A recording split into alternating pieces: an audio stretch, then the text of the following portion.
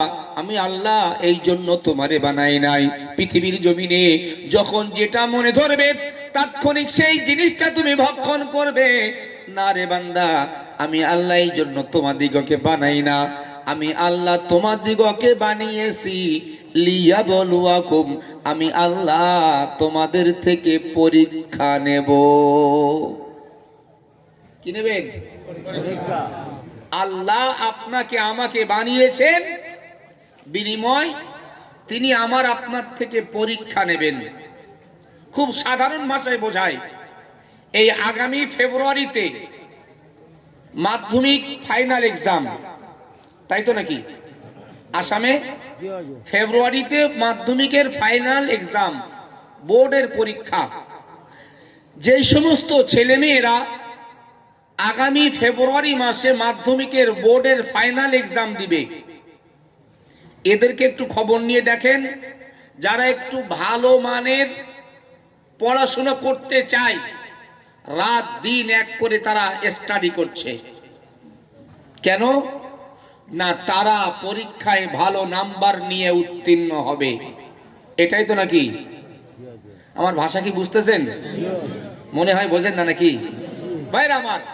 তারা রাত দিন এক করে পড়াশোনা করছে, তাদের টিচারের দেওয়া সাজেশনগুলোকে স্টাডি করে মুখস্থ করছে, যাতে বোর্ড এক্সামে ভালো নাম্বার নিয়ে পাস করতে পারে।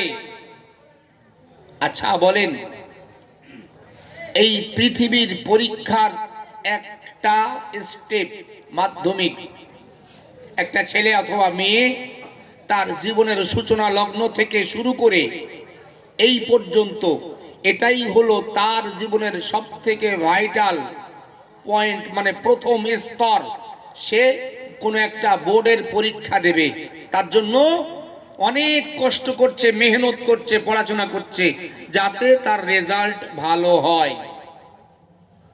পৃথিবীটা কয়দিনের?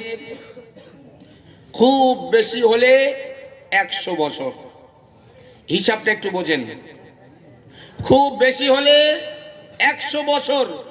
এই 100 বছরের পৃথিবীতে আপনি আমি আরাম আয়েশ আনন্দ খোঁজার জন্য রাত দিন এক করছি, যাতে পরীক্ষায় ভালো রেজাল্ট করি।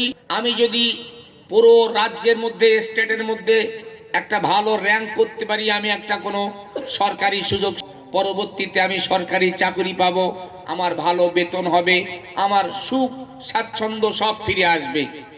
এই জন্য আমি আপনি, আমার ঘরের ছেলে মেয়ে যদি 100 বছর পৃথিবীর আরাম আয়েশের জন্য এতটুকু ত্যাগ স্বীকার করতে সক্ষম হয়, যেখানে আমাকে আপনাকে কোটি কোটি বছর থাকা লাগবে, সেই জায়গায় রবের পরীক্ষার জন্য কতটুকু স্টাডি আমি আপনি করেছি? বোঝাতে পারছি?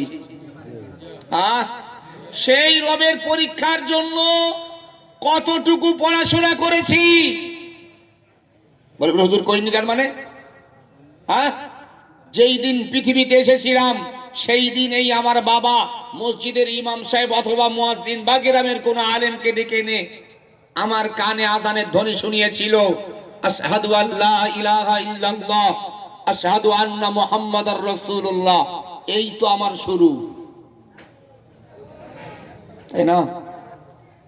সম্মানিত হাজিরিন, হাত জোড় করে অনুরোধ করি, আমি আব্দুর রহমান আপনাদেরকে অপমানের লক্ষ্যে একটা কথাও বলছি না। শুধু বাস্তবতার দিকে যখন দেখি কলিজা ফেটে যায়। কোরআনের তাফসীরের সঙ্গে, কোরআনের সঙ্গে যখন মিলিয়ে দেখি আর বাস্তবতার দিকে তাকাই, যে আজকে আমরা কোন সমাজে বসবাস করছি।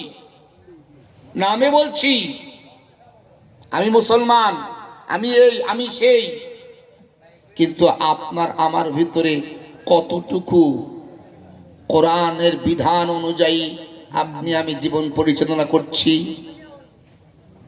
যুবক ভাইরা, এখন আপনারা আবার আমায় প্রশ্ন করতে পারেন, মাওলানা এত সময় তো আপনি লেকচার দিচ্ছেন, বড় বড় কথা বলছেন, তো পৃথিবীর পরীক্ষার জন্য প্রস্তুতি নিতে আমরা মাস্টার পাই, তারা আমাদের সাজেশন দেন, তো আল্লাহ পরীক্ষা নেবেন, আল্লাহ কি কোনো মাস্টার দিয়েছেন আমাদের? যে সাজেশন দেবেন? আসেন এর উত্তর আমরা হাদিস শরীফ থেকে বার করি।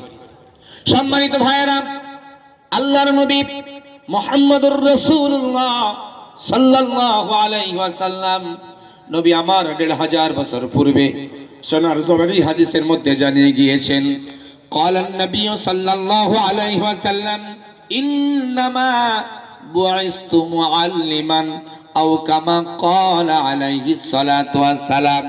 আমার নবী তামাম পৃথিবীর মানব জাতিকে সম্বোধন করে বার্তা দিয়েছেন, বিশ্ববাসী, পৃথিবীর মানুষ, তোমরা মনে রেখো, আমি তোমাদের পয়গম্বর, তোমাদের জানিয়ে দিলাম আল্লাহ রাব্বুল আলামিন আমাকে কেবল মাত্র নবী করে পৃথিবীতে পাঠায় নাই, আল্লাহ রাব্বুল আলামিন আমাকে তোমাদের শিক্ষক করেও পাঠিয়েছেন। আর একটু মহব্বতে বলতে পারেন না? স্বয়ং নবী নিজে ঘোষণা দিয়ে গিয়েছেন, আমাকে আল্লাহ তোমাদের টিচার করেছেন, আমি তোমাদের টিচার, তোমরা আমাকে ফলো করো। কিন্তু দুঃখের বিষয়, আজকে মুসলমান সমাজের হাজারো ছেলে রয়েছে যারা আমার রসুলকে তাদের লিডার মানতে কলিজায় ব্যথা পায়। কথা কয় না? বলছি, হ্যাঁ, রসুলকে লিডার মানতে গেলে তাদের কলিজা কাঁপে। নাউজুবিল্লাহ পড়তে পারেন না? রসুলের সম্মান বলতে গেলে তাদের বুকে বাঁধা লাগে যে রসুলের সম্মান তাদের বলা যাবে না, কাটছাট করতে হবে।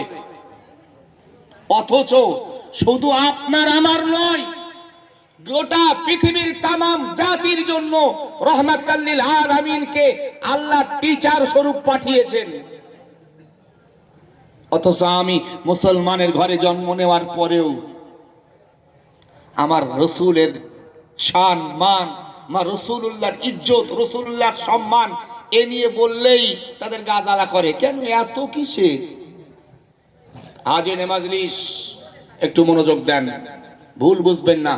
আপনার রসুল আপনার টিচার, আপনি আপনার রসুলের কতটা আনুগত্য স্বীকার করেছেন? স্কুলে যখন মাস্টার মশাই ক্লাসে ঢোকেন, মনোযোগ দেন, এ আমার বানানো কথা বলছি না, একটু বোঝানোর লোককে আপনাকে বোঝাচ্ছি। যখন আমরা স্কুলে পড়াশোনা করতাম, এখনো যারা করে, ক্লাসরুমে টিচার ক্লাস নেওয়ার জন্য প্রথমেই আসলেই আমরা কি করি? দাঁড়িয়ে যাই। কিসের জন্য? শিক্ষকের সম্মানার্থে, যে শিক্ষক এসেছেন তার সম্মানার্থে আমরা দাঁড়িয়ে, যেরকম প্রথা তাকে মুসলমান সমাজে তাকে সালাম দেওয়া হয়। মাদ্রাসা, স্কুলে গেলে, স্কুলে হয়তো সালামের প্রচলন নেই, স্যার ভালো আছেন, গুড মর্নিং বা যে কোনো একটা এ দিয়ে সম্বোধন করা হয়। পৃথিবীর একজন টিচার কেবলমাত্র একটা এলাকার, একটা সাবজেক্টের, একটা সমাজের, গোটা পৃথিবীর না, তার সম্মানার্থে যদি এগুলো আমরা করতে পারি, যিনি গোটা মানব জাতি নয়, গোটা মাখলুকাতের টিচার, তার সম্মানার্থে কি আমরা তাকে স্যালুট করতে পারি না? কথা হয় না? আর যখন এরা করতে যাই তখনই এদের কলিজায় ব্যথা করে। কেন? তোমাদের কলিজায় আগুন লাগবে না কিসের জন্য? রসুলের শান, রসুলের মান, রসুলের সম্মান দিতে গেলে তোমাদের এত আঘাত কিসের? রসুল তো শুধু আমার একা নেতা না, রসুল তো শুধু আমার একা টিচার না, রসুল গোটা জাতির টিচার।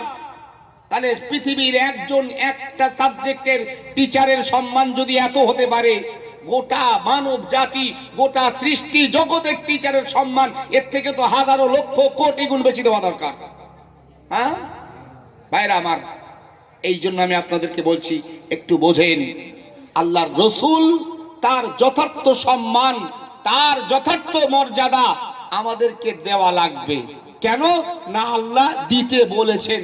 প্রমাণ কোরআন খোলেন, আল্লাহ রাব্বুল আলামিন পবিত্র কোরআনুল কারীমে জানায় দিলেন, আল্লাহ বলছেন, কুল ইন কুনতুম তুহিব্বুনাল্লাহ ফাত্তাবিউনি ইউহিব্বুকুমুল্লাহ।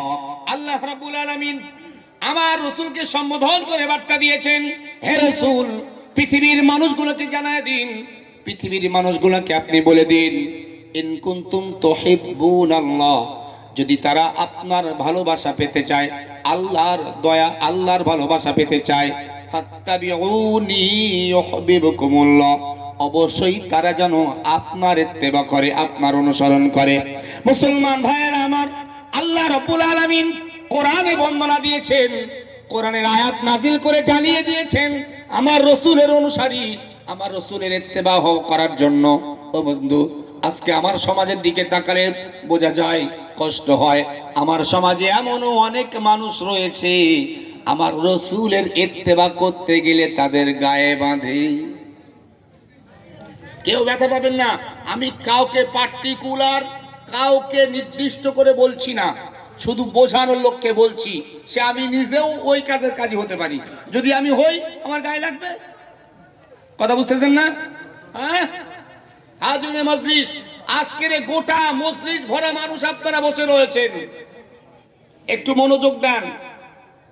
প্রত্যেকেই আমরা দাবিদার যে আমরা মুসলমান, আমরা উম্মতি মুহাম্মাদি, আমরা আল্লাহর রাসূল সাল্লাল্লাহু আলাইহি ওয়াসাল্লামকে নবী বলে মানি। ও ভাই, এই দাবি আমি আপনি সবাই করেন, অথচ আপনাকে যদি জিজ্ঞাসা করা হয় আপনি তো নবীর উম্মাত দাবি করতেছেন, তো আপনি আপনার রাসূলকে টিচার হিসেবে কতটা মেনেছেন, কি আপনার রাসূলের সাজেশনগুলো কতটুকু স্টাডি করেছেন? তখনই বলবে পায়জামা গরম হয়ে যাচ্ছে। ভাই সমস্যা হচ্ছে আপনাদের? হ্যাঁ, এ ওঠাউটি করে কেন? সম্মানিত ভাইরা, দেখেন, আমি আপনাদের কাছে এসেছি কোরআন এবং হাদিস থেকে আলোচনা করবো ইনশাল্লাহ, মন গড়া কিছু না। যদি সমস্যা হয় বলবেন, আলোচনা স্টার্ট করে দেবো, রাত যেহেতু বেশি হয়েছে। আর যদি বলেন না আর একটু আগান, তাহলে আমি আর একটু আগ বাড়বো। কি করব? আগ বাড়বো, কষ্ট হবে না তো আপনাদের? হাজিরে মজলিস, আল্লাহ রাসূল সাল্লাল্লাহু আলাইহি ওয়াসাল্লাম তিনি আমাদের টিচার। এখন আমরা তার সাজেশনগুলো কতটুকু নিয়েছি নিজেদের সঙ্গে এবার কম্পেয়ার করি। নাম্বার 1, আমার রাসূল সাজেশন দিয়েছেন, ক্বালান নবী সাল্লাল্লাহু আলাইহি ওয়াসাল্লাম বাইনাল আবদি ওয়া বাইনাল কুফরি তারকুস সালাহ।